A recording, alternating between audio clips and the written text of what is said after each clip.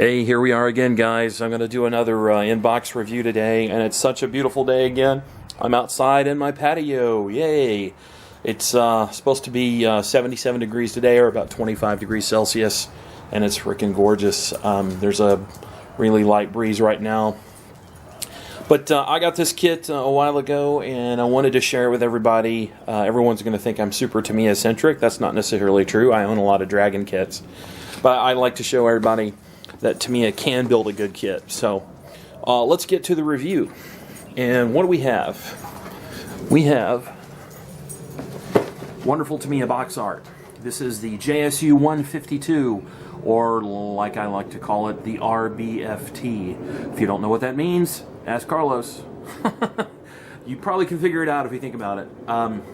So this is a tank destroyer or self-propelled gun, whichever way you want to put it. It really didn't go into service until late '44, although my understanding is this was heavily involved in the fall of Berlin and the taking of Berlin. So this is a massive vehicle, 152 millimeter self-propelled gun. I believe the Russians called it the cat killer because it would, of course, easily knock out any German tank with a single hit. So enough with that. Let's take a look at the box art. So here we have this picture on the side showing the white stripe. By the way, I did a little research. That is a Berlin campaign vehicle. So if you see the long stripes down a Russian vehicle like that, that was those were special paintings for the assault on Berlin. I apologize. I don't know what the Russian name for it was. So on the other side, we have another picture. It's only calling out TS-28 Olive Drab 2. I will probably be using Vallejo colors for this. And then a nice picture of the completed model with two crew figures and a 12.7 millimeter Dushka machine gun. So let's get inside the box and take a look and see what we've got. Instructions, I'm going to set those aside for the moment. And first thing that I want to look at, guys, is there's actually two types of tracks in this kit. So we have the choice of the rubber band style tracks, right, which are actually nicely detailed. Jerry's over here being weird. You can see him in the frame. He's rolling in the grass, doing what dogs do. Jerry, stop that, you crazy dog. The really nice rubber band track. Sorry, there's a jet flying overhead. And then there are link and length tracks as well. And I want to show you guys some further detail here. I'm going to pull these out of the bag. And Tamiya was nice enough to include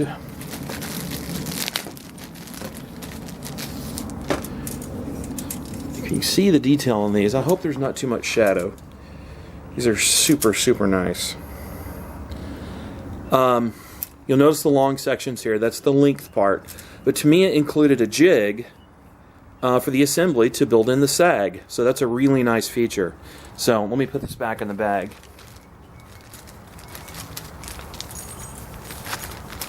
So you have two choices of tracks. That's nice. So you can go the easy route with the rubber band style tracks. Now I say that loosely. That is not the old vinyl track that Tamiya used. This material is plastic cement or model cement friendly, so not a problem at all to use. Now, here is the massive freaking hull. This thing is gigantic. You can see this in relation to the size of my hand. It's just a huge vehicle. I guess I'm not going to take this out of the bag. I think that's pretty self-explanatory. Now, this next sprue looks like superstructure upper hull detail. I'm seeing hatches, grab handles, which are really nicely molded. If you guys can see that. Really nicely molded. Grab handles in the scale. Some really nice details. I hope you guys can see that okay and there's not too much glare or shadow. Alright, next sprue. This is more of the superstructure. There's just one sprue in this bag. I had opened this before. Look at the really nice rivet detail on this hull plate with the hatch hinges. This is really going to take a wash super nicely. We got fenders here, also nicely rendered, great detail.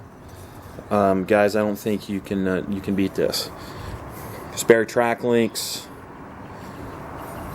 Here's a figure. Pretty nicely molded. Pretty good detail, I think, all in all. Look at the cast texture. I'm not sure where that plate goes for that back plate there. Really nice. So, built-in cast texture. There's some of that on the hull sprue as well. Now, the neck sprue, there's not a lot of sprues with this kit. So, the neck sprue contains the running gear, which includes, of course, the drive sprockets, road wheels. No, there are no rubber tires on these road wheels, so I don't need a quick wheel mask for that. This sprue, I think, is shared with the JS2 Joseph Stalin tank, which they make. Also, I have that kit as well. I may do a review of that one at some point, but pretty nice sprue with the running gear. If you guys can see the detail on the drive sprockets. It's excellent. Camera wants to focus. Doesn't want to cooperate there. There you go. See the detail on the drive sprockets. Super nice detail. Now, guys, this kit is pretty new.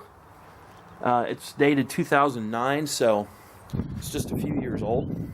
Here's your bottom hull tub. You guys can see the detail here. A nice bolt and rivet detail on the bottom hull. The hull's not very wide, so all this thing is up top. Nicely detailed. Your decal sheet. Soviet markings of, I think, 2 or 3 vehicles. We'll check the instruction sheet here in a bit. It's kind of hard to see with the glare and the reflection. I apologize. So let's take a look at the instructions.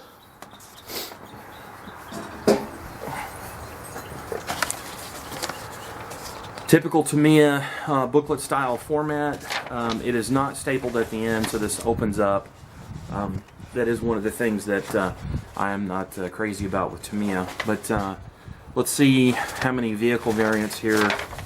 Okay, so there's 3 vehicle variants, my mistake. All of them call out for the same base color. Although, if you look at this one, Unknown Unit Poland, January 1945, they make a variant with a really interesting winter whitewash scheme. That might be kind of cool. Might be able to do some neat chipping effects with that.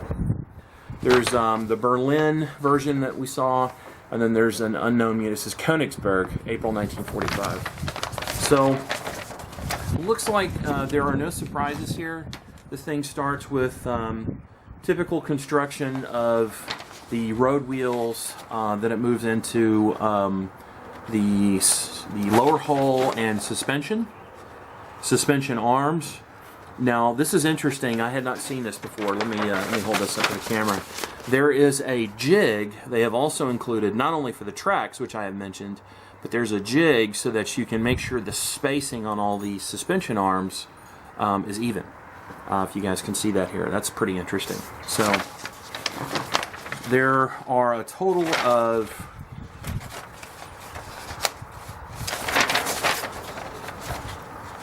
18 steps, and this looks like a pretty simple build. I bet this is one of those vehicles you could probably build this in a day or two, since there are not a lot of steps and there's not a huge parts count.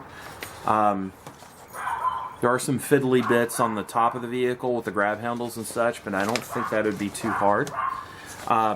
Now, this kit does come with a photo etch fret. So people talking about Tamiya not coming with the goodies, this one actually comes with quite a bit of stuff. So inside this little bag, there are photo etch fret for. There is a photo etch fret rather for the engine screens, and then the little poly caps for the road wheels. Now you'll notice it has the string for the tow cable. I can almost assure you that I will be buying a replacement Eureka or Karaya tow cable to be used with this kit. Now, the kit has a 2-piece gun barrel with a separate muzzle brake, and I had already bought an aftermarket barrel. As you know, I like to buy the barrels because it's a time saver, number one, and the detail's incredible. But I bought this neat little RB Models barrel for this kit, And this thing, guys, is just amazing. It is a separate brass muzzle brake, and look at the detail on the muzzle brake. It is incredible. If you guys can see that, I hope you can see that. This thing is just amazing, and it's threaded, finely threaded. And the actual gun barrel itself is turned aluminum with rifling detail in the muzzle. Super nice. So this thing just threads on